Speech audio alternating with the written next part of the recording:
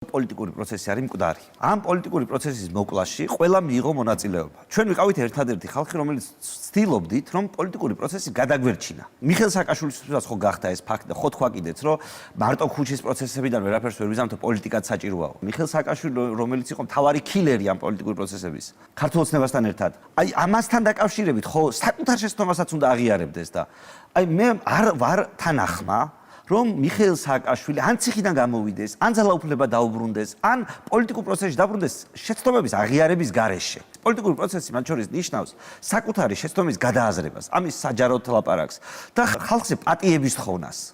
იმხელა ცოდვები რომ მქონდეს ქართველი ხალხის წინაშე, რამდენიც მიხეილ სააკაშვილს გააჩნია, რა დაჩოქილი შევეხვეწებოდი პატიებას და ამ ყველაფერზე თქმა იმისი რომ იცი რა მე არაფერი არ დამშავებია სუსხები იყვნენ დამნაშავები ყოველთვის იცი რა მე მღალატობდნენ მაგრამ ეს უკაი ვიყავი მას შეიძლება ფიქრობს რომ ამის აღიარების შედეგად მისი პოლიტიკური სახეხატი უფრო დაზიანდება მაგრამ მიხეილ სააკაშვილს აზიანებს ის რომ მას არ გააჩნია პატიების თხოვნის უნარი ხედავთ ვინმეს აი ოპოზიციური ან გაერთიანების ან მოძრაობის ლიდერად რომელიც რაღაცნაირად ჩაუდგება ამას სათავეში საკუთარ თავს და ჩემს მეგობრებს ჩვენ არა ვართ ჯერ ქართული პოლიტიკური სივრცისთვის ლიდერები, მაგრამ ჩვენ ვართ ერთადერთი ჩამოყალიბებული პარტია, სადაც ბელადი არ წვიტავს ყველაფერს და რომელსაც გააჩნია თავისი მკაცრი იდეოლოგიური წესები, მკაცრი იდეოლოგიური ხედვა და შეგვიძლია ნებისმიერ პოლიტიკურ გამოწვევას იდეოლოგიური პრიზმიდან მიუდგეთ.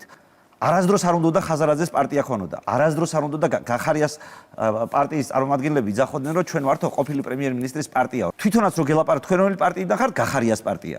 ხაზარაძის პარტია უნდა. არასდროს არ უნდა რამე ღირებულებითი პარტია შეექმნა.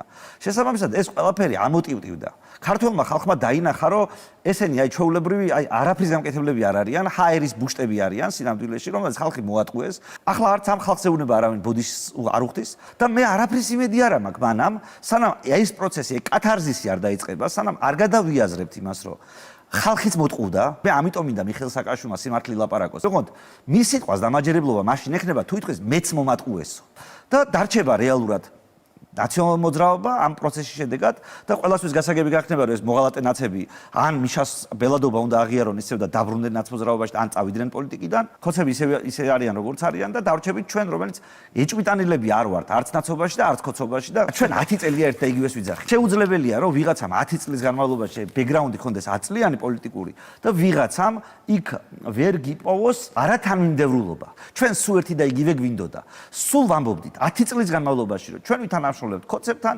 ნაცებთან, კაი საქმის კეთებაში. ჩვენთვის არ აქვს მნიშვნელობა, მწვანე ღილაკს ჩვენთან ერთად კაი საქმეზე ქართული ოცნების პარლამენტის წევრები დააჭერენ ხელს თუ ნაციონალური მოძრაობის.